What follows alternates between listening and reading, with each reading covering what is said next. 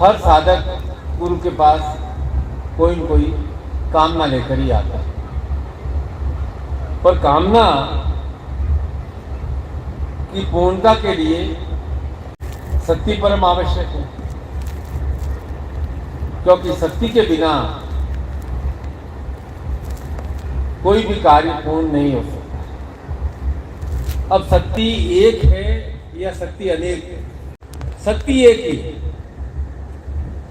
उसके भेद अर्थात स्वरूप अलग अलग हो सकते हैं। माँ लक्ष्मी है, माँ सरस्वती है, माँ काली है, तीनों ही शक्ति के स्वरूप है। पर विशेष बात यह है कि तीनों परस्पर जुड़े हैं, एक के बिना दूसरी साध्य नहीं होती।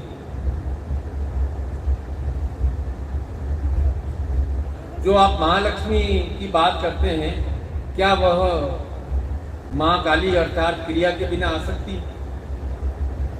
और जो आप क्रिया करते हैं वह क्रिया यदि माँ सरस्वती ज्ञान से युक्त नहीं हो तो वह क्रिया फलदायी हो सकती है? नहीं हो सकती।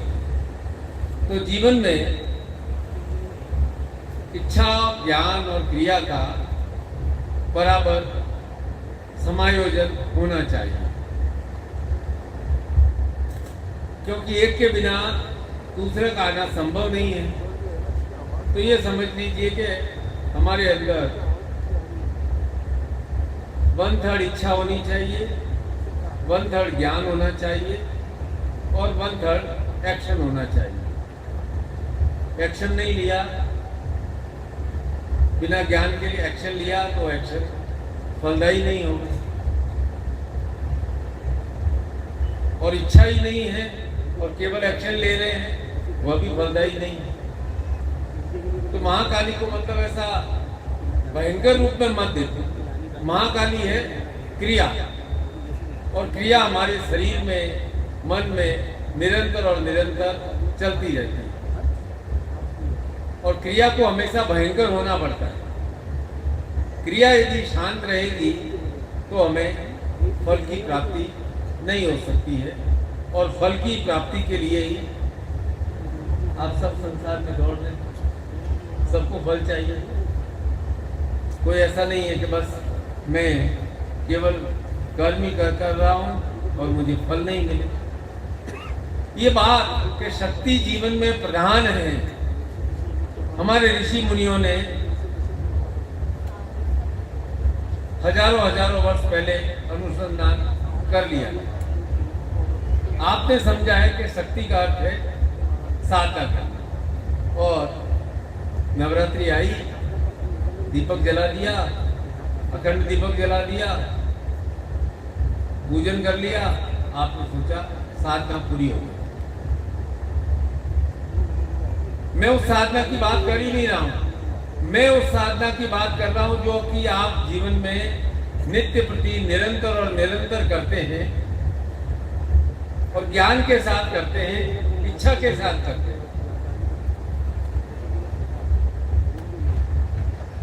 तो जो भी कार्य करते हैं आप, उसे भी आप साधना समझ करके, केवल गुरु मंत्र का जब भी साधना नहीं है, आप जो अपना कर्म कर रहे हो, नित्य का कर्म कर रहे हो, यदि उसे साधना भाव से करोगे तो उस साधना में, उस कार्य में सफलता अवश्य प्राप्त होगी। साधना करते जो साधन आपके पास उपलब्ध है, उन साधनों का अपनी इच्छा से पूर्णतः उपयोग में लाना। जो साधन आपके पास उपलब्ध है, बहाने बनाने की आवश्यकता नहीं है कि मैं गरीब घर में उत्पन्न हुआ हूं, मैं कैसे कार्य करूं, मेरे कार्यों में सफलता मिलती नहीं है। जो साधन आपको ईश्वर ने प्रदान किए हैं, उन साधनों का पूर्णतः उपयोग करना। तो इसमें मन का योग होगा, बुद्धि का योग होगा और आपकी क्रिया का योग होगा। तो हजारों वर्ष पहले शंकराचार्य ने शक्ति के संबंध में क्या वचन उन्होंने बोले कि प्रजेशम रमेशम महेशम सुरेशम दिनेशम निशिदेश्वरम वा कदाचित न जानामि चान्यम सदाहम शरण्ये रतिस्तो विवादे विषे प्रमादे प्रवेशे जले चानले पर्वते शत्रु मध्ये अरण्ये शरण्ये सदा माम प्रपहि गतिस्तो अनाथो दरिद्रो जरा रोग युक्तो मां क्षीण दीन सदा जाड्य भक्ता विपत्ति प्रविष्ट प्रणष्ट सदा हम गतिस्तोम गतिस्तोम गतिस्तोम। शंकराचार्य शंकर के भक्त वे शक्ति की प्रार्थना करते हुए कहते हैं, हे भवानी, मैं ब्रह्मा को नहीं जानता, मैं विष्णु को नहीं जानता, मैं शिव को नहीं जानता, मैं इंद्र को नहीं जानता, मैं सूर्य चंद्रमा किसी को नहीं जानता, मैं तो रात में प्रकाश देने वाले चंद्रमा को भी नहीं जानता, चाहे वह दिखता है। हे शरण देने वाली भवानी, तुम ही मेरी गति हो, तुम ही मेरी गति हो। इसलिए मैं आपके शरणागत हूं। आप विवाद में, विषाद में अर्थात दुख के समय में, प्रमाद में यदि कभी अहंकार आ जाए, परदेश में, जल में, अग्नि में, पर्वत में, वन में और शत्रुओं के मध्य भी, शंकराचार्य के वचन है, शत्रुओं के मध्य में भी। इसका मतलब है शंकराचार्य के भी विरोधी अवश्य रहे होंगे। इसलिए शंकराचार्य कह रहे हैं कि शत्रुओं के मध्य भी मेरी रक्षा करो, हे भवानी, एकमात्र तुम ही मेरी गति हो, तुम ही मेरी गति हो, क्योंकि मैं सदा ही दीन हूँ, दरिद्र हूँ, जरा हूँ, अर्थात मेरे ऊपर भी आयु का प्रभाव पड़ता है, व्याधि आती है, दुर्बलता आती है, रोग आते हैं और विपत्ति में बार बार आता हूँ, आप ही मेरी गति हो। तो शंकराचार्य ने जब प्रार्थना लिखी तो उनका यह भाव था कि केवल और केवल शक्ति ही मनुष्य को तार सकती है, साधक को तार सकती है। जब तक शिव की कृपा के साथ साथ शक्ति की कृपा नहीं होगी, तब तक हमारा जीवन में उद्धार नहीं होगा। जब तक हम शक्ति से युक्त नहीं होंगे, हमारे भावों में, विचारों में, कार्यों में शक्ति नहीं होगी, तब तक हमें जीवन का आनंद नहीं आएगा। यदि शंकराचार्य जो शिवोहम शिवोम के मैं शिव हूं, मैं शिव हूं, शिव मुझ में है, यदि वे शक्ति के सामने नतमस्तक हो गए हैं, क्योंकि शक्ति के बिना न स्वास्थ्य की कल्पना की जा सकती है, न साम्राज्य की, न धन की और न विजय की। धन प्राप्त करना है, शक्ति आवश्यक है, विजय प्राप्त करनी है, शक्ति आवश्यक है। तो अर्थात इसका मतलब है कि लाइफ मीन्स शक्ति। जीवन का अर्थ है हम अपने पूरे जीवन शक्ति से युक्त रहें, और यदि कोई विपत्ति, बाधा, आयु का दोष, बीमारी, विपत्ति आ जाए तो भी हमारे भीतर शक्ति जागृत रहेगी, तो हम उन परिस्थितियों से भी पार पा लेंगे। कल मैंने 2-3 और बातें आपको कही थी कि आप अपने ऊपर इतनी दया मत दिखाओ, इतने गरीब, इतने आप ऐसे गले बले नहीं हो कि आप हर समय दीन सीन नहीं हो कि हर समय आप लोग मैं तो कुछ नहीं कर पा रहा, और अपने ऊपर इतनी कठोरता भी मत डालो, क्योंकि जीवन आनंद के साथ रहने के लिए ईश्वर ने वरदान दिया है। और मैंने कहा कि प्रेम करो, तो प्रेम करने का अर्थ है अपने मन को शक्ति से भरना, क्योंकि शक्ति का उदय केवल भोजन से नहीं होता। शक्ति का उदय मन की भावनाओं से ही शक्ति का उदय होता है, और जहां प्रेम होता है वहां शक्ति तीव्रता से पल्लवित होती है, क्योंकि शक्ति का प्रवाह हमेशा आपके पूरे जीवन निर्बाध अविरल प्रवाह रहेगा। शक्ति का संचय नहीं कर सकते, कि मैंने बहुत एनर्जी इकट्ठी कर ली है, अब मैं 100 किलो का हो गया हूँ, मैं पत्थर तोड़ सकता हूँ, मैं एक मुक्का मारूं तो दीवार में छेद कर सकता हूँ। शक्ति कभी स्थायी नहीं रहती। शक्ति का निरंतर और निरंतर अविरत प्रवाह आवश्यक है। धन को एकत्रित कर दो, पर धन एकत्रित इसलिए करते कि समय पड़ने पर उसे खर्च करें। सजाने के लिए तो नहीं करते कि रोज गड्डी देख देख करके, नोटों को देख देख करके, आभूषणों को देख देख करके प्रसन्न होते हो कि बहुत संपत्ति हो गई है, बहुत संपत्ति हो गई है। बाजार जाओगे, सामान लाओगे, खर्च करोगे, और आप अपनी सारी इच्छाओं को एक साथ एकत्र भी नहीं कर सकते। इच्छाएं भी एक के बाद एक पूर्ण होती है। एक इच्छा पूर्ण होती है, और मेरी ओर देखो, हवा जाएगी, हवा सर्वव्यापी है। इच्छाएं भी एक साथ पूर्ण नहीं हो सकती। कोई 10 साल का बालक सोचे कि बस अब मेरी ये सारी इच्छाएं पूर्ण हो जाए, धन भी आ जाए, विवाह भी हो जाए, संतान भी हो जाए, और मेरा मकान भी हो जाए, सारी इच्छाएं तो एक साथ तो पूर्ण नहीं हो सकती।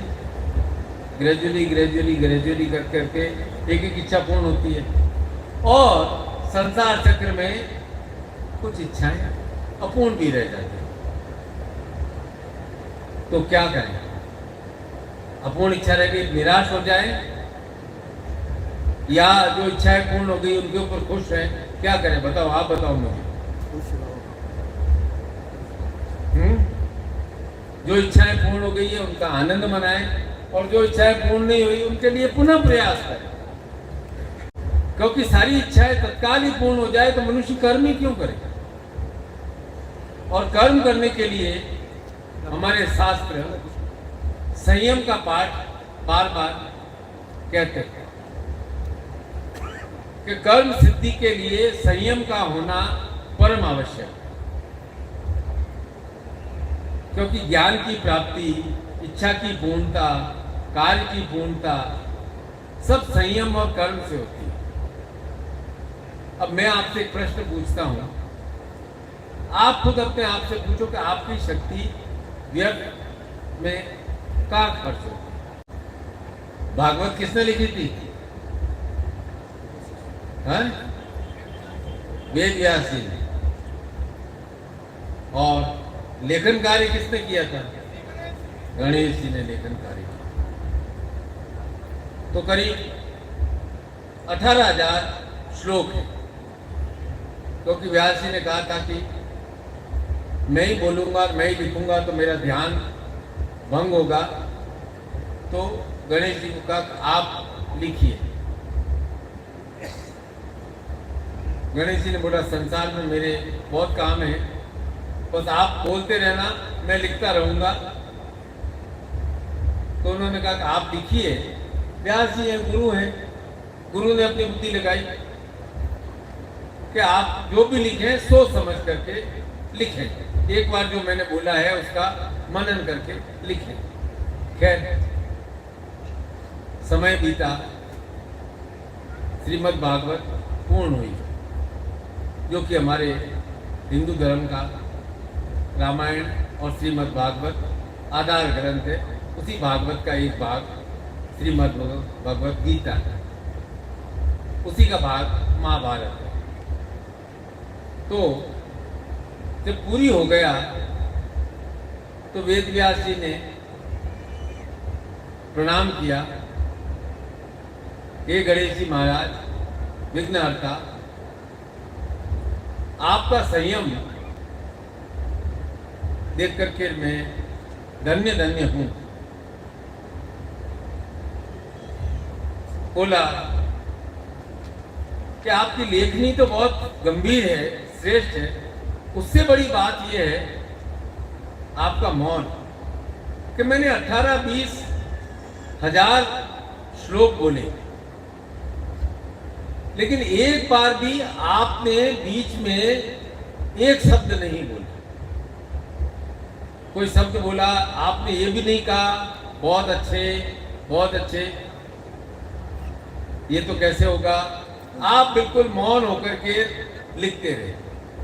तो आपकी लेखनी से ज्यादा मुझे आपके मौन पर आश्चर्य हो रहा है और मैं आपको प्रणाम करता हूं। तो गणेश जी ने कहा, देखो वेद व्यास, ऐसा है कि किसी दीपक में तेल कम होता है, किसी में तेल ज्यादा होता है। अक्षय भंडार तो किसी के पास नहीं होता।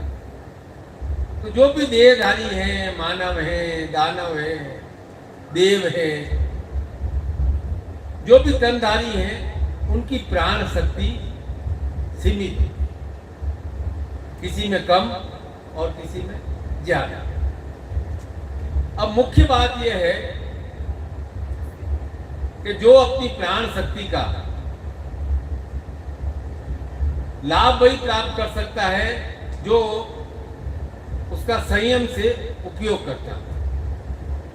दीपक में तेल कम है, यदि हम बाती पतली बनाएंगे और बाती को एकदम ढंग से किनारे पे रखेंगे तो उस बाती, हमारे कम तेल में भी वह बाती बहुत लंबे समय तक प्रज्वलित होती रहेगी। लेकिन बाती को भी हमने अच्छे से मथा नहीं, बहुत मोटी बाती बना दी, उसका मुंह बहुत ज़्यादा बाहर रख दिया, तो उस तेल का दीपक भी जल्दी जल्दी समाप्त हो जाएगा। तो कहते हैं कि गणेश जी कह रहे वेद व्यास को कि जो संयम है यह जगत में समस्त सिद्धियों का आधार है। और संयम का पहला अध्याय है, प्रमुख अध्याय है वचो गुप्ती, अर्थात वाक संयम। जो वाणी पर संयम नहीं रखता है, जिसकी जिह्वा अनावश्यक बोलती ही रहती है, तो ये जान लो कि वाणी सदैव विग्रह और वैमनस्य उत्पन्न करती है। और विग्रह और वैमनस्य सदैव और सदैव हमारी प्राण शक्ति को सोख लेती है। वाणी संयम से संसार के सारे अनर्थ रुक सकते हैं। इसीलिए गणेश जी कहते हैं मैं मौन का उपासक हूं। यह आपकी कथा और संसार के जगत के कार्य मैं इसलिए संपन्न करता हूं कि मैं वाचाल होकर के कोई कार्य नहीं करता, मैं मौन रह करके ही सारे कार्य करता हूं। और संयम अर्थात वाणी का उचित उपयोग। महाभारत किस लिए हुआ था? एक आता द्रौपदी ने कह दिया था कि अंधे के अंधे होते, इसीलिए महाभारत हुआ, अर्थात जबान फिसल गई। आप अपने घर, परिवार, समाज में देख लेना, कोई बहुत ज्यादा बोलता है तो आप कहते हैं बकवास बहुत करते हैं, बहुत बोलते हैं। कोई अपशब्द बोलता है तो कह देते हो। जो अपनी वाणी पर संयम नहीं रखता है उसके घर में वैमनस्य उत्पन्न होता है, उसके समाज में उसके द्वारा दूसरों के बीच में वैमनस्य उत्पन्न होता है। तो जब आप समझदार हो तो आप अपने जीवन के दो महत्वपूर्ण पक्ष हैं, या तो आप जीवन में कठोर बन जाते हो या फिर आप दीनहीन बन जाते हो। हर समय या तो अपने ऊपर दया दिखाते हो और बहुत अपराध बोध से ग्रस्त है, मुझे जीवन में कुछ नहीं मिला, गुरु जी 50 साल का हो गया, मुझे जीवन में कुछ नहीं मिला। अरे मैंने कहा 50 साल में तूने 50 काम किए, 50,000 घटनाएं देखी, ये भी जीवन की एक सफलता है। ऐसा है, सभी लोग जीवन के अंदर एक प्रकार के रण योद्धा हैं। आप भी क्या है कि अर्जुन रोग से ग्रसित हो गए। अर्जुन कौन? महाभारत वाला अर्जुन नहीं। अर्जुन अर्थात एक प्रतीक है जो समस्या देखते ही भयभीत हो जाता है, क्योंकि जहां समस्या होती है द्वंद्व होता है, और द्वंद्व होता है और आदमी हिम्मत हार जाता है तो शक्तिहीन हो जाता है। और द्वंद्व हमारे कंफ्यूजन, सोच विचार की शक्ति को क्षीण कर देता है। मैंने, लोग कहते हैं कि मुझसे पूछते कौन सा बिजनेस करना चाहिए। मुझे बताओ, मैंने करोड़पति देखे हैं, लकड़ी के काम करने वाले, कपड़े के काम करने वाले, कचरा का काम करने वाले। हमारे गुड़गांव में वेस्ट मैनेजमेंट की कंपनी है, उसका टर्नओवर है 10,000 करोड़। हमारे घरों से हम सोसाइटी का कचरा एक जगह डालते हैं, वहाँ से वो उठाती है, कंपोस्ट करती है, कचरा को अलग करती है और क्या करती है, उसका टर्नओवर है 10,000 करोड़ रुपए। मतलब उसके अंदर उसने कितने 10 हजारों तो आदमी उसमें काम करते हैं। मीन्स काम कोई ऐसा कोई काम नहीं है जिसको ढंग से किया जाए और उसमें सफलता नहीं मिले। कोई भी कार्य करो, पहला आधार है अरे भाई आप काम किस तरह से करते हो, अपने ज्ञान का, बुद्धि का और संयम का किस प्रकार से उपयोग लाते हो। कोई भी काम हो, यदि सोचो कि आपको लगेगा कपड़े के व्यापार में प्रॉफिट है, दुनिया में सारे कपड़े के व्यापारी हो जाएंगे, तो कैसे काम चलेगा। गवर्नमेंट में भी 200 डिपार्टमेंट होते हैं ना। आप सोचो हॉस्पिटल की क्या जरूरत है। अरे एक हॉस्पिटल है, उसके पीछे नर्सिंग स्टाफ भी है, उसके पीछे वेस्ट मैनेजमेंट स्टाफ भी है, उसके पीछे मशीनों का भी स्टाफ है, उसके पीछे उनको इलेक्ट्रिसिटी डिपार्टमेंट का भी स्टाफ है, उनके पीछे और सारा स्टाफ है, उनके पीछे लॉन्ड्री का भी डिपार्टमेंट है। सारा एक प्रकार से पूरी दुनिया है। तो कोई भी कार्य किया जाए, क्योंकि अर्जुन की तरह आपको भी प्रॉब्लम ये आती है, अरे मैं प्रहार कैसे करूं, मेरे स्वजन खड़े। और आपको भी यही पीड़ा है। आज मुझे बता दो कौन कौन अपने, चाहे रिश्तेदार साथ में आए हों, बता दो कौन कौन अपने रिश्तेदारों से त्रस्त है। बता दीजिए, आज डरो मत। आज गुरु के यहाँ बैठे हो, स्पष्ट रूप से बता दो।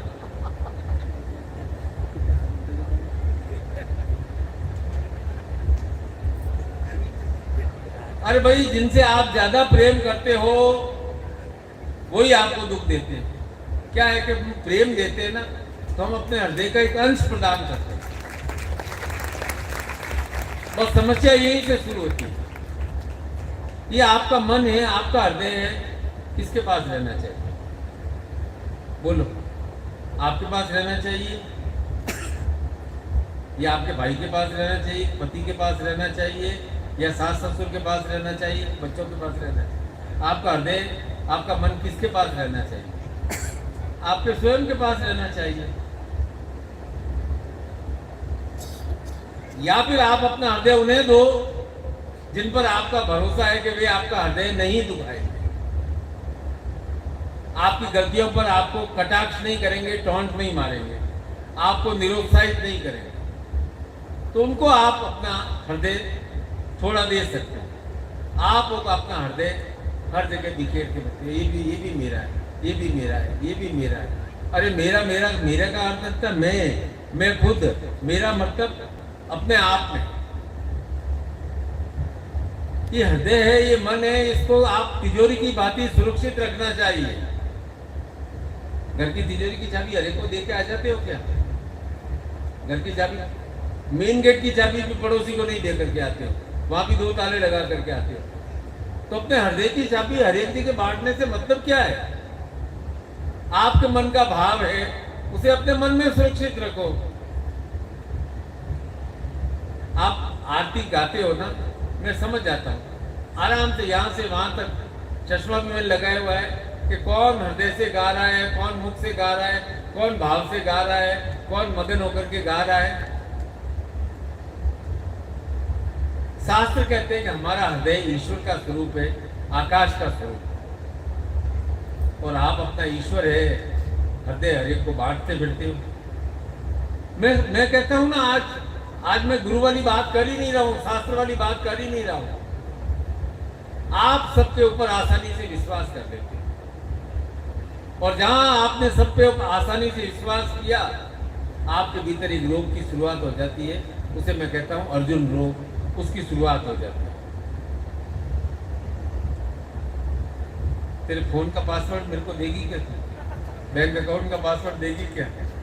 गुरु है, दे देगी। कोई दूसरा मांगेगा तो फोन का पासवर्ड देते हैं क्या आप? मेल का पासवर्ड देते हैं क्या? नहीं देते हैं ना। क्यों दे? मेरा मेल है, मेरा पासवर्ड है। आपने क्या डिजाइन बनाई है फोन खोलने की? आप एकदम ध्यान रखते हो कि कैसा मैंने डिजाइन किया है। तो भोलेपन में, मूर्खता में मैं कहता हूँ कि जब आप अपना बैंक अकाउंट का पासवर्ड नहीं देते हो, वो तो बार बार विज्ञापन में आया कि रिजर्व बैंक ने कहा है सावधान रहिए, सतर्क रहिए, सावधान रहिए, सतर्क रहिए, इसलिए आप अपना पासवर्ड नहीं देते हो। जब वो पासवर्ड नहीं देते हो तो अपने दिल का पासवर्ड, दिल की भावनाएं, दिल को हर एक जगह बांटने से आपको क्या मिलेगा? ओहो, या तो दया मिलेगी, अरे अरे बेचारा बेचारा, या आपको ईर्ष्या मिलेगी। तो भाई भरोसा करना है भगवान पे करो, गुरु पे करो, बस इतनी बात साफ रूप में समझ जाओ। मेरे पास आते शिष्य एकदम घबराहट में, पैनिक में, बस जैसे प्रलय आ गया है कि बस खराब खराब चल रहा है, उनके जीवन में ही चल रहा है, बाकी के सबके जीवन में बहुत अच्छा अच्छा ही चल रहा है। ऐसा है, आपको ऐसा लगता है कि दूसरे सब अपनी जिंदगी में खुश हैं, दुखियारा हूं तो संसार में केवल एकमात्र मैं दुखियारा। ये आत्म प्रेम के मार्ग में सबसे बड़ी बाधा है। आप अंदर से प्रसन्न क्यों नहीं रह पाते हो कि आप ये सोचते हो कि बस जगत के सारे कष्ट तो मेरे ही हिस्से में भगवान बांट करके मुझे बना करके भूल गया था। भगवान भूलता नहीं है। कोई भी माँ बाप चाहे 5 बच्चे हों और 2 बच्चे हों और 1 बच्चे हो, किसी भी बच्चे को भूलता नहीं है। तो ईश्वर ने भी आपको बना करके आपको भूला नहीं है। अब आप चाहे भैंसदेही में रहते हो और बैतूल में रहते हो और होशंगाबाद में रहते हो, चाहे घोड़ा डूंगरी में रहते हो, मान के तेरा क्या गांव का नाम? आमला रहते हो। गुरु को भी शिष्य को नहीं भूलते हैं, चाहे वो छोटे स्थान पर रहता हो या बड़े स्थान पर रहता हो। ऐसा नहीं है कि गुरु दिल्ली के शिष्यों से ही बहुत ज्यादा प्यार करते। गुरु अपनी संतानों के समान सारे शिष्यों को समान रूप से प्रेम करते हैं। ऐसा है, ऐसा कोई जीवन नहीं है जिस जीवन में बाधाएं नहीं। बाधाएं सबके जीवन में, कहीं बाह्य बाधा होती है, कहीं आंतरिक बाधा होती है। बाह्य बाधा होती है तो उसे आप पार कर लेते हो, क्योंकि उसे देख सकते हो, युद्ध कर सकते हो। लेकिन जो आंतरिक बाधाएं हैं उनसे आप कैसे लड़ें? अभी 4 साल पहले कोरोना था, बहुत भयंकर वायरस था, आंतरिक बाधा ही थी ना। वायरस ने आपके अंदर प्रवेश कर लिया, पर आप जूझे कि नहीं जूझे? या आपने हताश होकर के डाल दिया? आपने जितने उपाय थे, सौंठ, काढ़ा, इलायची, हल्दी, जो जिंदगी में 40 साल में जितना सौंठ, काढ़ा, इलायची, हल्दी वगैरह नहीं लिया होगा, उतना 6 महीने के अंदर अंदर, 1 साल के अंदर अंदर आपने ले लिया। ये क्रेन प्रकारेण मुझे बचना है, मुझे संसार में जीवित रहना है। फिर आप कहते हो गुरु जी मेरा तो जीवन ऐसा ही है। तो फिर आपको जीवन में जिंदा रहने की क्यों जिजीविषा थी, इच्छा थी? इसलिए इच्छा थी कि मैं जीवन में कुछ करना चाहता हूं। तो आंतरिक बाधा आ गई है और इसका मुझे उपाय करना है।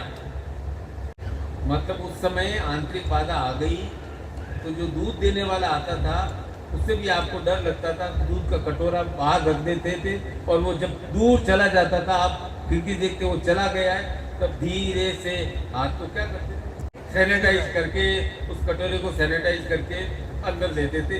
इतने आप अंदर ही अंदर घबरा गए, सावधानी रख रहे, क्योंकि आपके अंदर था कि मुझे इस आंतरिक बाधा को पार करना है, मेरे अंदर ये विषाणु का स्थान नहीं है।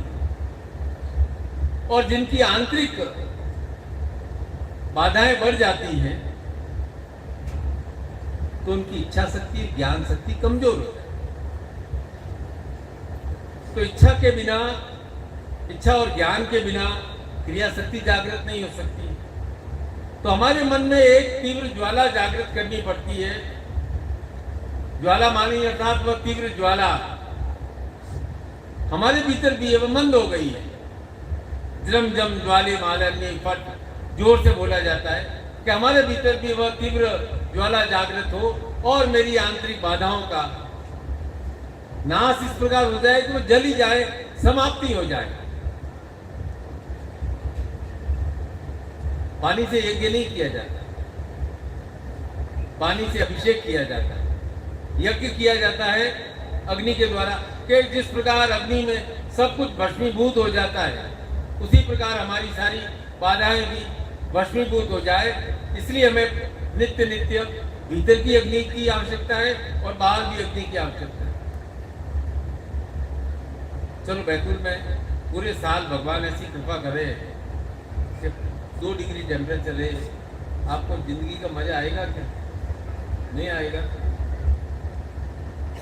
कभी 40 होगा, कभी 44 भी हो जाएगा, 50 भी होगा तो देख लेंगे यार। 3 महीने बाद, 2 महीने बाद बारिश आ जाएगी, प्रकृति को शांत होना ही पड़ेगा। बारिश आएगी ही आएगी, उसके बाद शीत ऋतु आएगी ही आएगी, क्योंकि परिवर्तन जीवन का नियम है।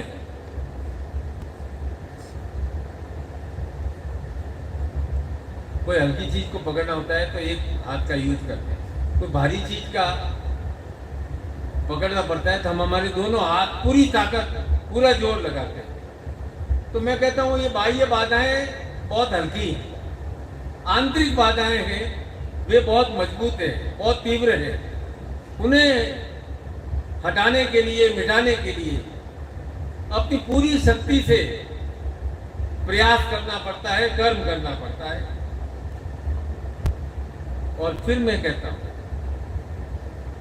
कि जब आपको अपने ही लोग तकलीफ दे तो आपको अपनी पूरी शक्ति के साथ युद्ध करना पड़ता है। अच्छा मुझे बताओ, अर्जुन को कुरुक्षेत्र के युद्ध में किसने खड़ा किया? किसने किया? कृष्ण ने ही खड़ा किया। अर्जुन एक माध्यम है, उसके माध्यम से भगवान श्री कृष्ण, जगत गुरु श्री कृष्ण संसार में धर्म की स्थापना करना चाहते हैं। क्योंकि धर्म स्थापना कार्य कोई छोटा कार्य नहीं होता, और महान कर्म था और गुरु को मालूम था कि ये अर्जुन ही कार्य को संपन्न कर सकता है, गुरु का कोई विशेष शिष्य ही इस कार्य को पूर्ण कर सकता है। इसलिए उन्होंने अर्जुन को युद्ध के मैदान में बीचों बीच खड़ा किया कि ले देख। पर अर्जुन द्वंद्व में, जैसे आप शिष्य द्वंद्व में, उन्हें लगता है कि ये शत्रु पक्ष है, आंतरिक बाधाएं हैं, ये तो मेरे मित्र हैं, मैं इन्हें समाप्त कैसे करूं? अरे धर्म स्थापना के लिए गुरु को चुना, लेकिन शिष्य है अर्जुन है, वो धर्म को अधर्म से अलग नहीं कर पा रहा है, उसके मन में द्वंद्व है। वो अभी भी उन कौरवों के प्रति समर्पित हो रहा है जिन्होंने उसे जीवन भर तकलीफ दी, चाहे वो धृतराष्ट्र हो, चाहे वो भीष्म हो, चाहे द्रोण हो, चाहे कृपाचार्य हो, चाहे कर्ण हो, चाहे कौरव हो। फिर भी अर्जुन के मन में उनके प्रति संवेदना, ये बात आपको आश्चर्यजनक लगेगी। आप क्या कहोगे? इसे दया कहोगे? ये स्वयं के प्रति कठोरता है, और कठोरता डर से उत्पन्न होती है। क्योंकि ईश्वर ने, और सबसे बड़ी बात यह है कि ईश्वर ने जब मनुष्य बनाया, हमें बनाया, तो हमें उपहार स्वरूप में निद्रा दी, आहार दिया, भय दिया और मैथुन दिया। ये 4 गुण हर मनुष्य में, हर प्राणी में, हर जानवर में डाल दिए कि संसार चक्र में ये तेरे 4 गुण समझे या अवगुण समझे, ये तेरे साथ चलेंगे।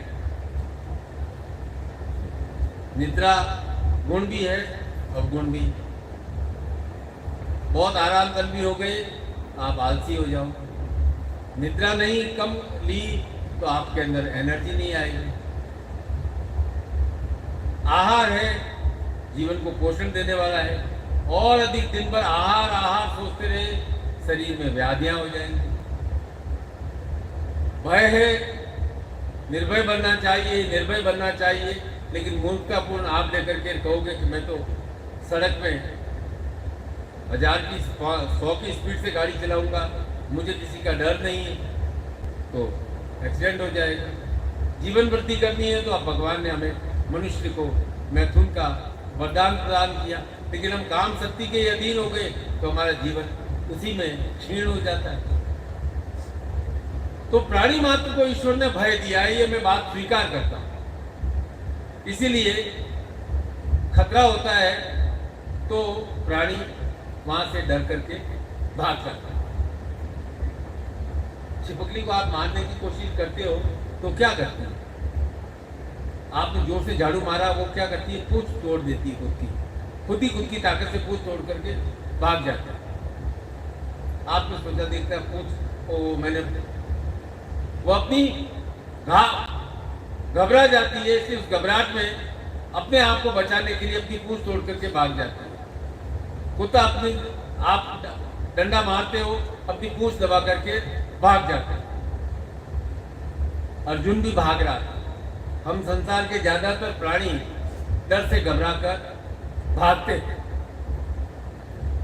क्योंकि भयग्रस्त व्यक्ति को क्या करना है और क्या नहीं करना है वह सूझता नहीं, इसलिए कभी इस दिशा में जाता है, कभी उस दिशा में जाता है। अपने मन से दिशा निर्देश हम लेते नहीं हैं,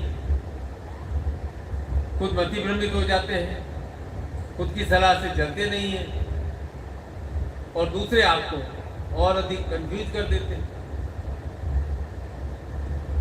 जब आपका कुछ खराब समय आ जाता है तो कहता है मैं तुम्हारे लिए शमशान में जाकर के साधना करूंगा, तू ऐसा कर, सुबह सुबह ये 11 गोलियां हैं वहां ऐसे डाल करके आ जाना, पीछे मुड़ करके मत देखना। कुछ ऐसे पता नहीं क्यों अजीब से टोने टोट के बनाते हैं। रोज एक आधा नींबू काट करके उसके अंदर काली मिर्च डाल करके शत्रु का नाम का आवाज दे करके सिंदूर डाल करके और उसकी दिशा में फेंक करके आ जाना, तेरा शत्रु समाप्त हो जाएगा। आप वही आप टोट के करते हो, 90% लोग वो टोट के करते। शत्रु बाधा टोटके से खत्म होगी या कार्य करने से खत्म होगी? अपने मन के निर्णय करने से कार्य सिद्ध होगा या ऐसे छोटे छोटे टोने टोट के करने से कार्य सिद्ध होगा? बताइए। कार्य सिद्ध करने के लिए मन में निर्णय क्षमता होनी चाहिए, संयम होना चाहिए और किसी ऐसे व्यक्ति से सलाह नहीं लेनी चाहिए जो मूर्ख हो, जो अज्ञानी हो, जो ईश्वर में आस्था नहीं रखता हो। उसे तो अपना हाथ पकड़ाना ही नहीं चाहिए और न उससे कोई सुझाव लेना चाहिए। जिसकी ईश्वर में आस्था नहीं है वह व्यक्ति आपका क्या भला करेगा? वह आपका भला कर ही नहीं सकता।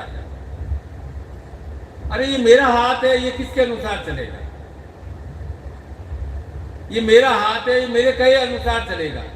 ये मेरा हाथ है, ये मेरा हाथ काम करने के लिए भी उपयोगी है और दूसरे को झापड़ मारने के लिए उपयोगी है। मेरा हाथ है, मुझे अपने आप को तो कभी झापड़ नहीं मारेगा ना। मेरा हाथ है, मेरा मन है, मेरे कहे अनुसार चलना चाहिए। मेरा हाथ है, मेरे कहे अनुसार चलना चाहिए।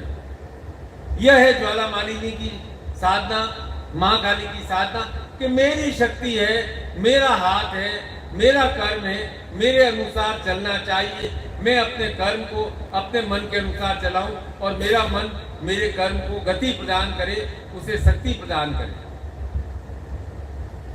अच्छा आप बताओ, किसने घुटना ट्रांसप्लांट कराया है? किसी ने? वृद्धावस्था में कई बार घुटना खराब हो जाता है तो आप क्या करते हैं? घुटना ट्रांसप्लांट कराते हो? कराया है। किस लिए कराया बेटा? दर्द बहुत होता था, गोली खा खा करके। तो आप सोचे कि भाई ये गोली खा खा करके जीना तो ठीक नहीं है, तो आपने मशीनी घुटना लगा दिया। क्यों डायरेक्ट भाई? आप कहते मैं रोज रोज की तकलीफ सहन नहीं कर सकता, अपनी गतिविधियों को, अपने कर्म को तो रोक नहीं सकता हूँ। ये भी नहीं हो सकता कि मैं खाट पर पड़ा रहूं हर समय लकड़ी का सहारा लेकर के चलूं, 4 कदम चलूं तो थक जाऊं। मुझे अपनी गतिविधियां जब तक मैं जीवन में हूं निर्बाध रूप से गतिशील रहूं, ये आपके मन की इच्छा है। तो आपके धर्म के मार्ग में भी जो जो बाधाएं आए उन्हें हटाना आवश्यक है। आपके कार्य के मार्ग में धर्म अर्थात कार्य, धर्मो रक्षति रक्षित, जो अपने धर्म की रक्षा करता है धर्म उसकी रक्षा करता है। तो आप मुझे बताओ कि अर्जुन ने, कृष्ण ने अर्जुन से धर्म स्थापना के लिए संघर्ष कराया और आप समझे धर्म का कर्मकांड, पूजा पाठ, मंत्र जप, जबकि मूल रूप से धर्म का अर्थ है स्वयं प्रसन्न रहना और दूसरों को भी प्रसन्न रहने देना। दूसरों को प्रसन्न करना आपकी ड्यूटी नहीं है। दूसरे अपनी दुनिया में मस्त रहे, आप अपनी दुनिया में मस्त रहो। धर्म कहता है जियो और जीने, क्योंकि जो व्यक्ति जिंदगी में नाखुश रहने का जिसका स्वभाव बढ़ गया है, आप उसे खुश नहीं रख सकते। आप केवल एक ही काम कर सकते हो कि आप स्वयं प्रसन्न रहो। हर एक का अपना मन होता है। अब कोई नाखुश है, एक बार समझा दिया, नहीं समझा 2 बार समझा दिया, चलो तेरी इच्छा। अब ये जियो और जीने दो का सिद्धांत है, ये जीवन में अमल लाने में थोड़ी तकलीफ है। तो पंचतंत्र में कहानी आती है कि एक पक्षी था, उसके 2 मुख थे और एक बार एक जगह कोई मीठा फल मिल गया, एक पक्षी ने, एक मुख ने खा लिया, दूसरे मुख ने कहा मुझे भी थोड़ा स्वाद चखना है, क्योंकि स्वाद सिर्फ जीभ तक ही रहता है। उसके बाद चाहे आप हलवा खाओ और रसमलाई खाओ और चाहे कुछ भी खाओ, यहाँ जीभ तक स्वाद रहता है। यहाँ जाने के बाद सब मिक्स होकर के एक ही हो जाता है। तो दूसरे मुख ने कहा मुझे भी दो, मैं भी इसका स्वाद चखूं। उसने कहा नहीं ये तो मैं नहीं देता। दूसरे मुख को गुस्सा आ गया। एक दिन एक कोई विषैला फल मिला, दूसरे मुख ने उस विषैले फल को उठाया और अपनी चोंच में दबा दिया। वो जो पहले वाला मुख था उसने कहा इसको मत खाना, तू तो मरेगा ही मरेगा, अपन दोनों का मुख जुड़ा हुआ है, मैं भी मर जाऊंगा। लेकिन उसके मन में घृणा थी कि जब उसको मीठा फल प्राप्त हुआ था तो मुझे दिया नहीं था, और उसने खा लिया। तो भाई मैं आपसे यही कह रहा हूं बार बार, आपकी क्या मजबूरी है जो आप व्यर्थ का बोझ उठाए जा रहे हो? उनके प्रति जो आपकी संवेदनाओं को, आपकी भावनाओं को, आपके विचारों को समझते नहीं है, आप उन्हें ढोए जा रहे हो, ढोए जा रहे हो। बोझा उतारोगे, आप हल्के होकर के चलोगे। और संसार बुरा कहे भला कहे, अपने अंदर आनंद आना चाहिए। हम प्रसन्न रहे, जियो और जीने दो, हम भी प्रसन्न रहे और दूसरे भी अपने संसार में प्रसन्न रहे। इसलिए मैं बैतूल शिविर में आपसे पूछना चाहता हूं कि अर्जुन क्या इतने दिन से घुट घुट करके जी रहा था, और जब हिसाब चुकाने का समय आया, कुरुक्षेत्र का युद्ध आया, भाग खड़ा हुआ, बोला नहीं ये तो युद्ध में नहीं लड़ सकता। आपके स्वांत सुखाए के मार्ग में कौन बाधा दे रहा है? तो इसके लिए पहले तो आपको मालूम होना चाहिए कि आपको जीवन में क्या चाहिए। मैं नहीं कहता कि आप जिम्मेदारियों से भाग जाओ, पर आपको आनंद से कौन रोक रहा है? आपको चाहिए कि जो आपके मार्ग में बाधाएं आ रही है, उन बाधाओं को आप हटाएं। अभी 2 साल पहले एक शिष्य आया मेरे से मिलने कि गुरुजी मैंने बीकॉम कर लिया है, मम्मी पापा चाहते हैं कि मैं नौकरी करूं, लेकिन मैं गायक बनना चाहता हूं, मेरी ये इच्छा है। मैंने कहा तेरे मन की इच्छा है? मैंने कहा लगन है तेरे अंदर? बोला बहुत लगन है। तो मैंने कहा तेरे सवाल का जवाब मिल गया है, जहां लगन है वहां फल अवश्य प्राप्त होगा।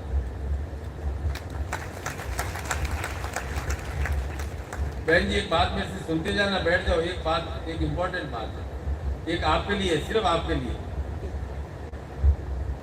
देखिए आप बात बोलते हो ना कि गुरुजी मैंने बच्चे को इतना पढ़ाया, मैंने बच्चे को इतना पढ़ाया, ये बात मुझे आज तक समझ में नहीं आती। सत्य तो क्या है कि आपने किताबें खरीद के लाके दी और उनकी फीस दी, बाकी काम बच्चे ने किया। अब आप गर्व से कॉलर ऊंचा किए हो चाहो कि मैंने बच्चे को गुरुजी बीकॉम करा दिया है, गुरुजी एमबीए करा दिया है। मैंने कहा एमबीए के कोर्स में सब्जेक्ट क्या है, किताबें क्या है, आपको मालूम है? ये मुझे मालूम नहीं है। मैंने कहा तू कैसे कर सकता है, तूने उसको एमबीए करा दिया, एमकॉम करा दिया, बीएड करा दिया है। तुमने माँ बाप के रूप में हमने अपना कर्तव्य किया, इसीलिए आप क्या चाहते हैं कि आपका बच्चा गुणवान बने, खूब पढ़ाई करे, आप व्यवस्था जुटा सकते हैं। अब आप सब चीज का 86% आए, 90% आए, तो उसका तो श्रेय आप लेना चाहते हैं। फेल हो गया, नालायक है गुरुजी, कहना ही नहीं मानता, पढ़ता ही नहीं, अब उस बच्चे की गलती। बहुत अच्छी बात हो गई तो आप श्रेय ले लोगे, जबकि हर स्थिति में श्रेय बच्चे का ही होता है। वह कितना पढ़ता है, कैसा पढ़ता है, हम माँ बाप के रूप में सुविधाएं जुटा सकते हैं। खैर, वो जो गायक था, अभी मेरे पास थोड़े दिन पहले मेल आया, एक दो सीरियल में उसे प्लेबैक सिंगर का चांस मिला है और जीवन में सफल है। चमत्कार हो जाता है जब आप अपने आप से प्रेम करते हो। और सदगुरु तो हमेशा चाहते हैं, आपके गुरु हमेशा चाहते हैं आप अपनी उन्नति पर फोकस करो, क्योंकि जिंदगी में कोई रिटायरमेंट तो होता ही नहीं। उम्र होती है, गवर्नमेंट ने नियम बना लिया है कि 60 साल के हो गए आप रिटायरमेंट हो गया है। 60 साल के होने के बाद आप शमशान तो चले नहीं जाते हो, चिता पे लेट तो नहीं जाते हो कि बस अब रिटायर हो गया हूँ, अब भगवान के पास वापस जा रहा हूँ। जब तक उम्र मिली है आप रिटायर नहीं हो सकते, अर्थात आपको निरंतर कर्म करना है। जिस दिन से आपका जन्म हुआ 5 महीने 6 महीने तक आपको अपने माँ ने दूध पिलाया, 7 महीने पिलाया, किसी की माँ ने 8 महीने तक पिलाया। उसके बाद तो बच्चे ने आपने खिलाया, किया, सब किया, उसके बाद तो अपना बच्चा अपनी शक्ति से ही खा पी करके बड़ा हुआ है। तो सदगुरु चाहते हैं कि हमेशा आप अपनी उन्नति पर ध्यान दें, चाहे जीवन का कोई भी पड़ाव हो। मैं तो हमेशा कहता हूँ कि उम्र है, ये सिर्फ नंबर है। आप अपने आप को भीतर से कितना शक्तिवान अनुभव करते हो, आपकी एग्जैक्ट उम्र वही है। यदि आप अपने आप को अनुभव करते हो, अरे घुटना दुखता है, पेट दुखता है, कि ये दुखता है, वो अलग बात है, वो शरीर की व्याधि है, दवाई लेंगे, इलाज करेंगे, घूमेंगे फिरेंगे, दौड़ेंगे, सब ठीक हो जाएगा। मन से ही आप निराश हो गए, मैंने देखा है 25-25 साल के निराश, डिप्रेशन में भरे हुए बच्चे, 50 साल के बच्चे, लेडी, अब क्या रखा है मुझे, अब जीवन में कोई रस ही नहीं रहा। तो मैंने कहा क्या करें, फंदा लगा दें? नहीं गुरुजी, कुछ ऐसा करो रस का। मैंने कहा रस का इंजेक्शन आता है कि नहीं? रस कहाँ से आता है? भीतर से आता है। मैंने कहा भीतर से ही रस उत्पन्न करना पड़ेगा। मेरा आशीर्वाद है कि तुम अपने जीवन में पुनः उस आनंद भाव को अनुभव करो।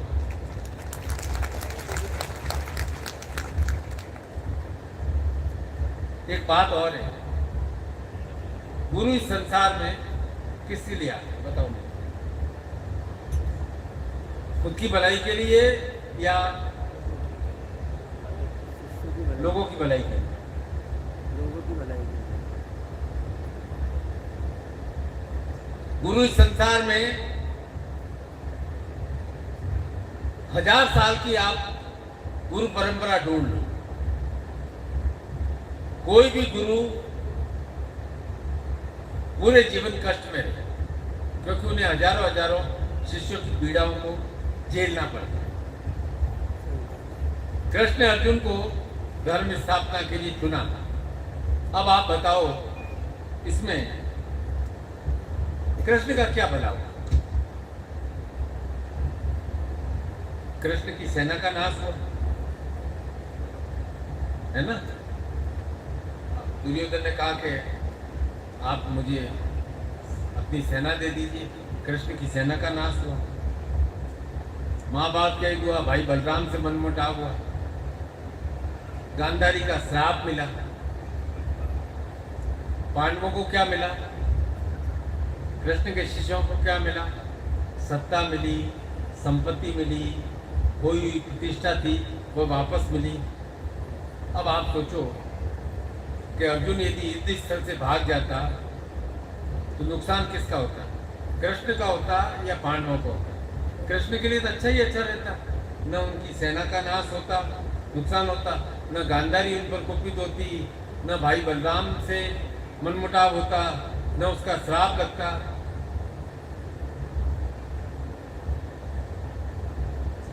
पर कृष्ण के सामने उद्देश्य था धर्म स्थापना का, बड़ा उद्देश्य था। इसलिए उन्होंने सारे श्रापों को, सारे दुखों को सहन किया और स्वयं कौरवों का नाश नहीं किया। उन्होंने कहा कि संसार में, जगत में मुझे प्रतिष्ठा धर्म को दिलानी है और इसलिए एक संघर्ष कराना है कि हाँ, जो अधर्म करेगा उसका नाश धर्म वाले व्यक्तियों के द्वारा ही होगा। ऐसा नहीं होगा भगवान सजा देगा। भगवान सजा नहीं देता है। भगवान आपको शक्ति प्रदान करते हैं कि आप अपनी बाधाओं को, अपने शत्रुओं को, अपने विरोधियों को या आपकी पीड़ाओं को आप स्वयं अपने आप समाप्त कर सकते।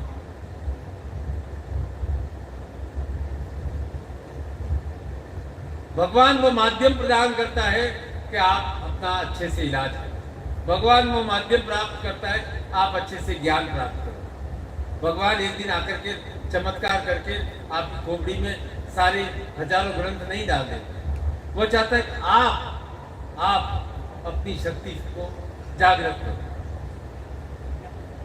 क्या है कि जब तक आप आत्म प्रेम नहीं करोगे ना, तब तक आपकी शक्तियां क्षीण होती रहेंगी। ये तेरी मेरी करते करते शक्तियां क्षीण होती रहेंगी। आपके भीतर ही माँ काली है, आपके भीतर ही माँ सरस्वती है, आपके भीतर ही माँ लक्ष्मी। वो दूर नहीं है, आकाश मार्ग में विचरण नहीं कर रही है कि आपने साधना की, एक दिन में तत्काल आपके पास आ गई। आपके भीतर ही है। वो बचपन में कहते थे जादूगर था और उसकी जान एक चिड़िया में डाली हुई थी। जादूगर को कोई मार नहीं सकता था क्योंकि चिड़िया कहीं भी फुर्र से उड़ जाती थी। तो हमारा ईश्वर है, हमें अनंत अवसर प्रदान करता है और इसीलिए मनुष्य अजय भी बन सकता है, युवा रह सकता है। उसे जानकारी प्राप्त होनी चाहिए उसके शक्ति की चाबी कहाँ है। उसके शक्ति की चाबी संयम में है, उसके शक्ति की चाबी आत्म प्रेम में है, उसके संयम की चाबी उसके स्वयं के भीतर है। तब वह मृत्योर्मा अमृत गमय, अर्थात मृत्यु से अमृत्यु की ओर, मृत्यु से अमृत की ओर यात्रा करने में समर्थ हो सकता है। एक अंग्रेजी में सेल्फ अर्थात माई सेल्फ, योर सेल्फ और सेल्फ से बना है सेल्फिश। सेल्फिश का अर्थ आपने निकाल दिया है कि स्वार्थ। स्वार्थ सेल्फ का अर्थ, सेल्फिश का अर्थ है मुझे मेरा काम करना है, दूसरे क्या कर रहे हैं मुझे उनकी ओर ध्यान नहीं देना है। मुझे अपने लक्ष्य की प्राप्ति के लिए निरंतर कर्म करना है। ये स्वार्थी का अर्थ होता है। स्वार्थी का अर्थ है स्व अर्थी, जो अपने स्वयं के अंदर अपने जीवन का अर्थ समझ सके।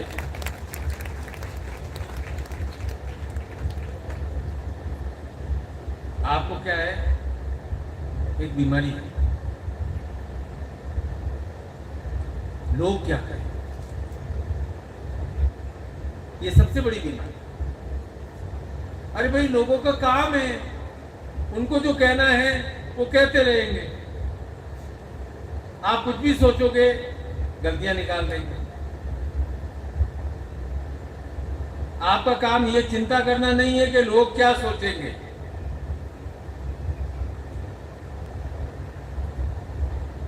आप अपना घर बनाते हो,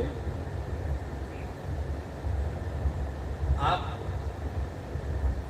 10 जनों को 100 जनों को बुला देना, 100 में से 90 आदमी कहेंगे बाथरूम इधर से नहीं इधर बनाया होता तो ठीक था, किचन का प्लेटफॉर्म थोड़ा इस एंगल में होता तो ठीक है, ये ऐसा नहीं ऐसा होता तो ठीक है। अरे भाई उनको रहना नहीं, उनको आपके किचन में खाना बनाना नहीं, उनको आपका बाथरूम यूज करना नहीं, लेकिन लोगों की आदत टांग अड़ाना, कमियां निकालना, और आप बिना बात के दुखी हो जाते हैं। अरे भाई आपने बनाया है, आप अपने अंदर आनंद से रहो ना, क्यों चिंता करते हो कि दूसरा क्या सोचता है क्या नहीं सोचता है। आपके पास जितना पैसा था, जितना ज्ञान था, आपने अपने आनंद के लिए वह बनाया। हॉल इतना बड़ा क्यों बनाया, थोड़ा छोटा बना देता, एक बेडरूम और निकाल देता। अरे भाई मेरे घर में 4 प्राणी हैं, हमारे घर में 2 कमरे ही चाहिए, तुम कहोगे कि 8 कमरे बनाओ, नहीं बच्चों के बच्चे होंगे तो फिर वो कहाँ रहेंगे। अरे बोले अभी बच्चों के बच्चे होंगे 40 साल बाद का, अभी से मैं सोचूं प्लानिंग करूं, और वो क्या मालूम बेंगलोर रहेंगे कि हैदराबाद रहेंगे, भोपाल रहेंगे, दिल्ली रहेंगे, और लोग। अब आप किसकी सलाह से चलना चाहते हो आज शिविर में, मुझे बता दो। अपनी सलाह से चलना चाहते हो, दूसरी सलाह से चलना चाहते हो? आपकी सलाह है वही गुरु की सलाह, बस, क्योंकि आपके हृदय में गुरु है। आपको अपने स्वास्थ्य का ध्यान रखना है, अपने काम का ध्यान रखना है, अपने परिवार का ध्यान रखना है।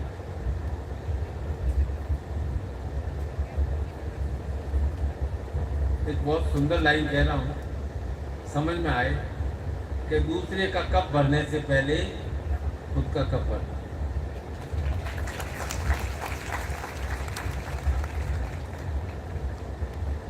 दूसरे का कप भरने से पहले खुद का कप भरना है। अब खुद तो खाली और दूसरे को दिए जाओ। तो गुरु जो भी साधना कराते हैं उनके पीछे उनका स्पष्ट उद्देश्य रहता है कि मेरा शिष्य आत्म प्रेम के मार्ग पर, स्वाध्याय के मार्ग पर बढ़े और वो अपने आप को संसार का सूर्य समझे। शक्ति साधना का यही प्रयोजन है। अब मुझसे आप कभी कभी बहुत अजीब प्रश्न करते हो। मैं पूछता हूं कि मैं शक्तिपात कर रहा हूं तो शक्ति का क्या करेगा? बोला गुरु जी शक्ति, आप मुझे शक्ति प्रदान कर दो, मैं समस्त शत्रुओं को परास्त करना चाहता हूं। अब शत्रुओं को परास्त करने के लिए शक्ति साधना वैसे ही है जैसे कोई आलू काटना है, उसके लिए चाकू की जरूरत है और तलवार का प्रयोग करना पड़े, वो शक्ति उसी प्रकार की है। अरे भाई शक्ति साधना इसलिए है, जो मैं तीनों साधनाएं दे रहा हूँ, दीक्षाएं दे रहा हूँ, उसका मूल भाव है कि मुझे अपना विकास करना है, मेरी उन्नति होनी चाहिए, मुझे अपने आप को बलवान बनाना है। अरे आप बलवान हो जाओगे तो शत्रु बाधा कहाँ रहेगी? आप अपने आप को निर्बल समझ रहे हो, आप बलवान नहीं हो, इसलिए शत्रु बाधा आपको सताती है। आप बलवान हो जाओगे, आप प्रकाशवान हो जाओगे, आपका प्रकाश तेज हो जाएगा, अपने आप दूसरे का प्रकाश अपने आप मंद हो जाएगा। आपको बलवान होना है, सब बाधाएं समाप्त हो जाएगी। तो आपका फोकस किसकी तरफ होना चाहिए? दूसरों की तरफ होना चाहिए कि अपनी तरफ होना चाहिए? खुद की तरफ फोकस होना चाहिए कि मैं अपने जीवन को विशाल और गौरवशाली किस प्रकार बनाऊं। हमारे ऋषि मुनि कहते हैं पश्येम सर्दा सतम, जीवेम सर्दम सतम, उद्येम सर्दम सतम, रोएम सर्दम सतम, पूषेम सर्दा सतम, भवेम सर्दा सतम, भूयेम सर्दा सतम, भूयसी सर्दा सतम। के अर्थात हम 100 सर्द देखें, 100 वर्ष तक हमारी आंखों की ज्योति रहे, 100 वर्षों तक हम जीवित रहे, 100 वर्षों तक हमारी बुद्धि सक्षम रहे, हम ज्ञानवान रहे, 100 वर्षों तक हम वृद्धि करते रहे, हमारी उन्नति होती रहे, 100 वर्षों तक हम पुष्ट प्राप्त रहे, हमें पोषण मिलता रहे, 100 वर्षों तक हम रहें, 100 वर्षों तक हम पवित्र रहे, कुत्सित भावनाओं से मुक्त रहें, 100 वर्षों से भी आगे हम कल्याण में बातें होती रहे। कई शत्रुओं का जिक्र है, कई बाधाओं का जिक्र है। हम 100 वर्षों तक आनंद के साथ जीवन व्यतीत करें, हमें बल प्राप्त होता रहे, हम आरोग्यवान रहे, हमारी ज्योति बराबर रहे, हमें तेज प्राप्त होता रहे, सारी बाधाएं अपने आप समाप्त हो जाएंगी। जब ये स्वांत सुखाय की भावना हो जाएगी कि मुझे अपने आप में उन्नति करनी है, तब आप दूसरों का सहयोग देने में समर्थ हो सको। निर्बल व्यक्ति किसी का सहयोग नहीं दे सकता। निर्बल व्यक्ति संसार में कोई कल्याणकारी कार्य नहीं कर सकता। जो धन का अर्जन करता है वही कार्य करता है। अब यहाँ बैतूल में क्या है, आप दूसरों की बहुत बात सुनते। एक नई बीमारी आई है व्हाट्सएप। दिन रात एक दूसरे के बारे में लिखते जा रहे हैं और आप मोबाइल को सोते हैं। साथ में सोने चाहिए, पति बच्चे, आपके साथ कौन सोता है? आपका मोबाइल। रात के 12 बजे मैसेज आ गया, आपने पढ़ा, आपका दिमाग खराब। फिर आपको क्रोध आया, क्रोध में आपने कुछ का कुछ लिख दिया। आप जो काम कर रहे हो, रात आई है नींद लेने के लिए, आराम से सोइए।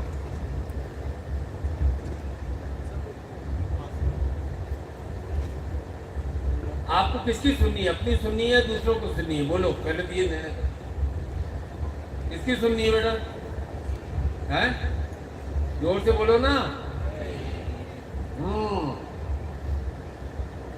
इतने जोर से बोलो कि हृदय से आवाज निकले और ईश्वर के पास तक पहुंचे कि हाँ, एक साधक है जो कहेगा कि मैं अपनी शक्ति के आधार पर, अपने बल के आधार पर, अपने मन के आधार पर इस जगत में क्रियाशील हूँ और चाहे कितनी भी बाधाएं आएंगी, मैं अपना कार्य, अपना लक्ष्य प्राप्त करूंगा।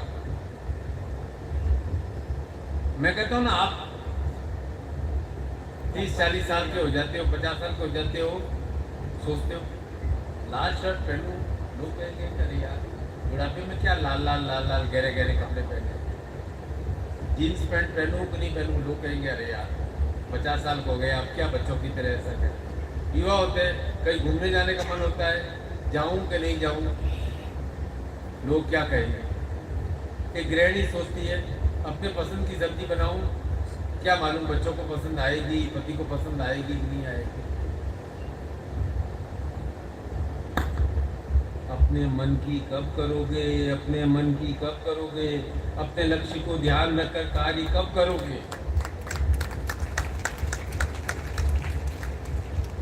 थोड़ी कठोर बात हो जाए, जिंदगी में मिले हैं आपको 4000 सप्ताह। यदि 80 साल की उम्र मिली है, 4041 सप्ताह मिले। अब आपको बताओ, आपको इस 4000 सप्ताहों का सदुपयोग करना है या जीवन जैसा चल रहा है वैसे ही चलने देना है? क्या करना है? सदुपयोग करना है।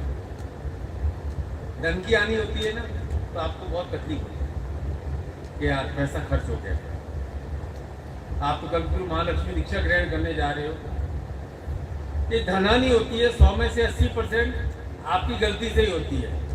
जब आप व्यर्थ का दिखावे में खर्च करते हो, दूसरे को उधार देने में दे देते हो, वापस आ जाएंगे, डबल होकर के आ जाएंगे। डबल होकर के तो आते नहीं है, जो मूल है वो भी चला जाता है।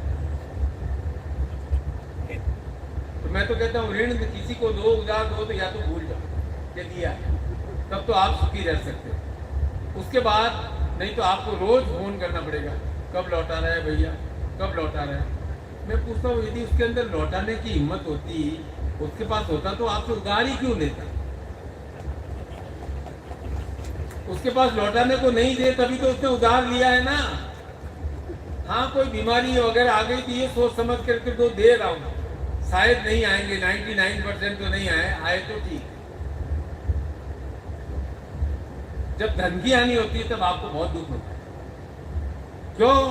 कि धन आसमान से आता नहीं, आपने बहुत मेहनत से कमाया होता है।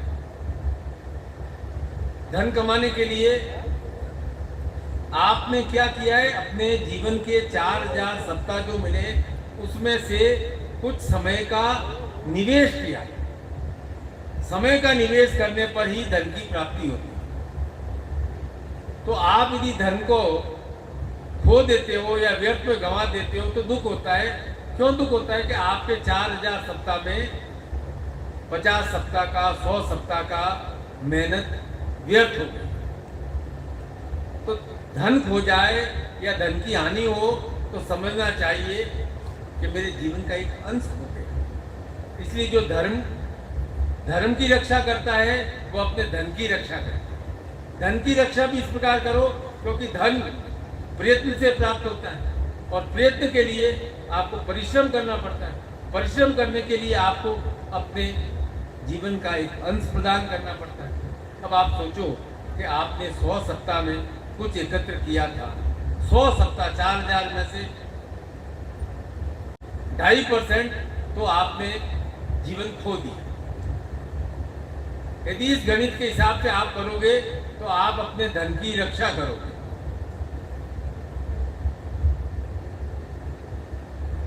अब गुरु और शिष्य की मैं बात आती। एक गुरु थे, 2 शिष्य थे। एक शिष्य थोड़ा ढीला डाला था, गुरु जी ज्ञान देते। दूसरा शिष्य थोड़ा बाद में आया था, गुरु जी उसे भी ज्ञान देते। और शिष्य बहुत प्रयत्न करता, परिश्रम करता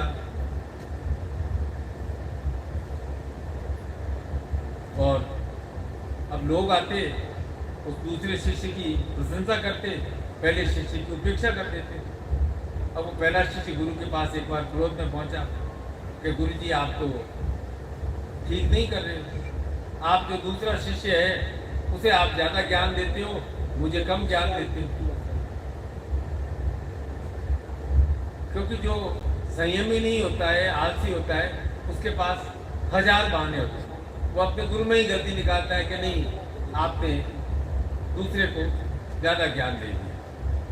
गुरु जी ने कहा कि भाई मैं तो बराबर शिक्षा देती, तुम तो मेरे पास बहुत पहले से।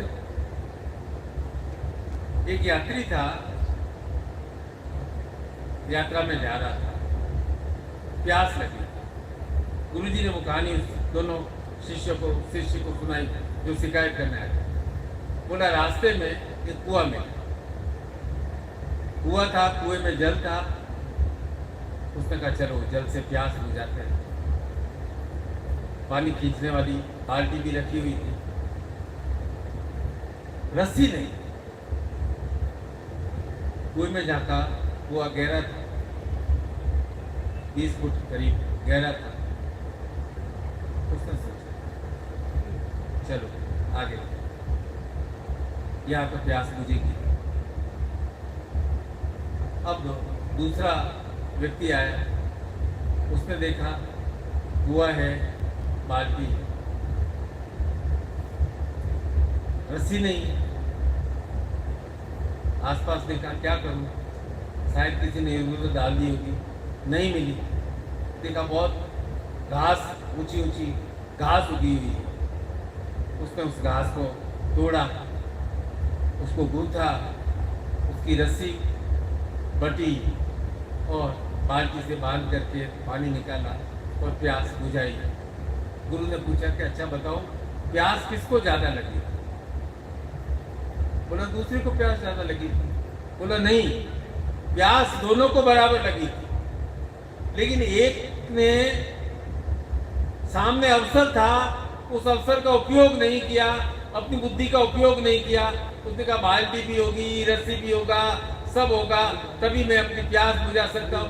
दूसरे ने कहा बाल्टी है, जल है, कोई बात नहीं है, रस्सी नहीं है, मैं रस्सी को बट लेता हूँ। उसके अंदर प्यास उतनी ही थी, लेकिन उसने अपने प्रयत्न किया, अपनी बुद्धि को प्रयोग में लाया और जल से अपनी प्यास बुझा दी। तुम्हारे अंदर प्यास तो है लेकिन परिश्रम नहीं करते। तो भाई आपके जीवन की प्यास कैसे बुझे? जब आप ज्ञान का, कर्म का और बुद्धि का, ज्ञान का, कर्म का और इच्छा का, प्यास है एक इच्छा,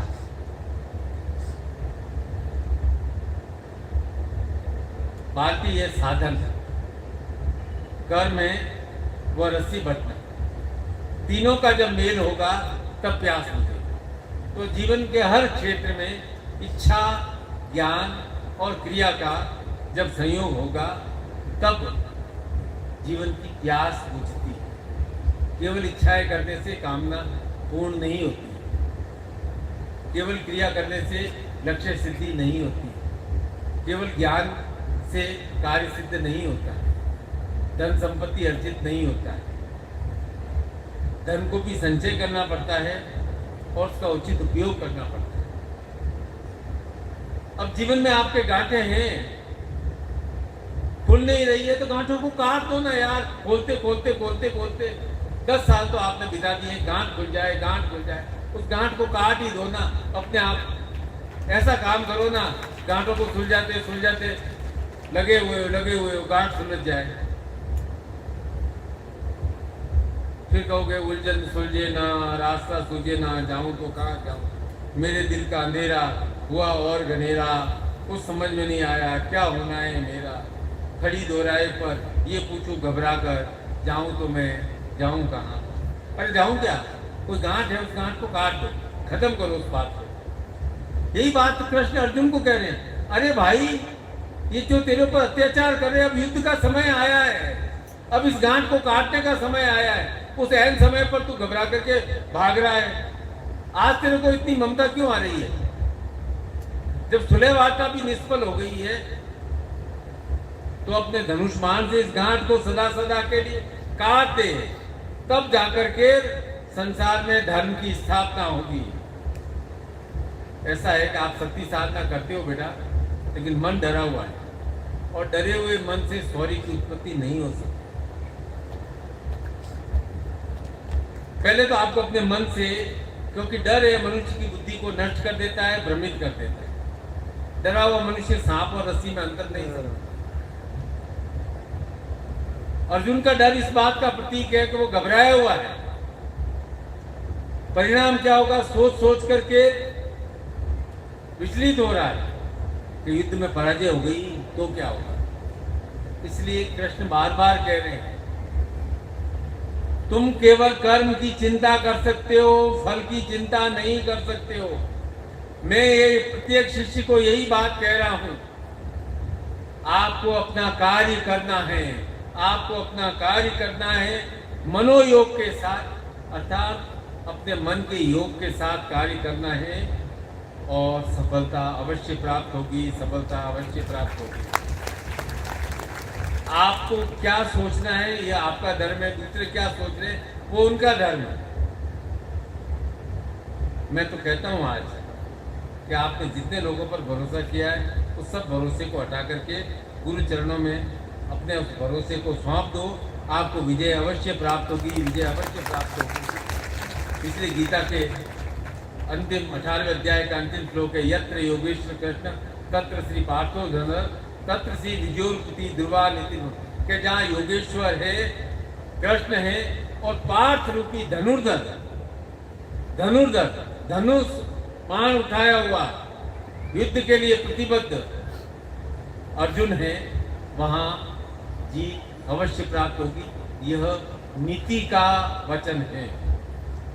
तो जब आप कहते हो ना सौंप दिया है सब भार तुम्हारे हाथों में, क्या है, जीत तुम्हारे हाथों में और हार तुम्हारे हाथों में, तो उसकी पालना भी तो करो ना।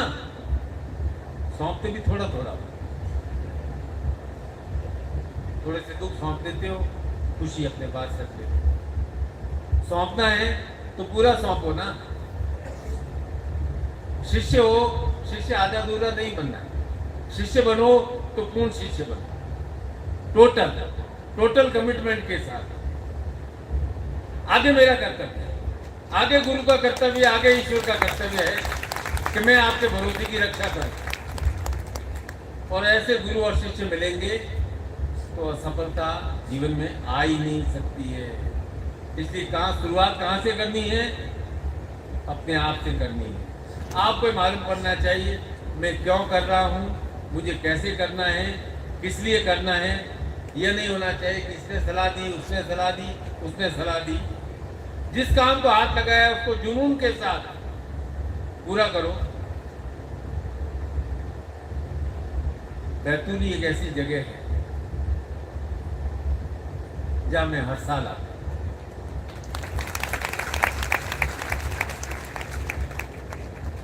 ये मेरा कर्तव्य है क्योंकि मैंने वचन दिया।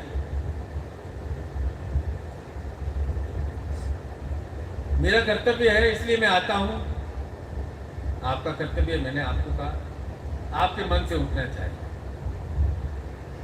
गुरु का आदेश है वो आपके मन से उठना चाहिए।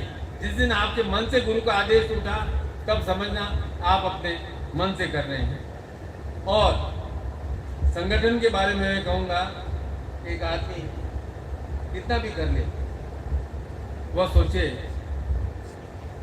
कि मंदिर बना ले, सफाई भी मैं करूं, भगवान की पूजा मैं ही करूं, महिलाओं की मैं, भोजन की व्यवस्था भी मैं करूं, और सारी व्यवस्था भी मैं करूं, नगाड़ा भी मैं बजाऊं, घंटी भी मैं बजाऊं, शंख भी मैं बजाऊं, आरती भी मैं ही करूं, ज्योत भी पहले मैं ही दूं, स्वच्छ सफाई भी मैं करूं, मैं ही अपनी इच्छा से कपाट खोलूं, कपाट बंद करूं। हो सकता है क्या? सब लोग जिम्मेदारी लेते हैं तब संगठन मजबूत होता है, कार्य मजबूत होता है। आपके शरीर में भी हाथ, पैर, बुद्धि, सारों का संगठन, पेट का वगैरह का, सांस लेने का काम है, वह अपना काम करता है, हृदय अपना काम करता है, फेफड़े अपना काम करता है, गला अपना काम करता है, जीभ अपना काम करती है, दिमाग अपना काम करता है, हाथ अपना काम करता है। सारे लोग संयोजित होकर के काम करते हैं। बुद्धि गई कि इधर चल, पैर उधर चलने लग जाए तो आप बीच में लटक जाएंगे कि नहीं लटक जाएंगे। तो सारा जिस प्रकार हमारे शरीर में संयोजन है, उसी प्रकार एक संगठन में सबका संयोजन होना चाहिए। बैतूल हर वर्ष आता रहूँगा, जब तक सांस है अवश्य आता रहूँगा। आप सबको बहुत बहुत आशीर्वाद।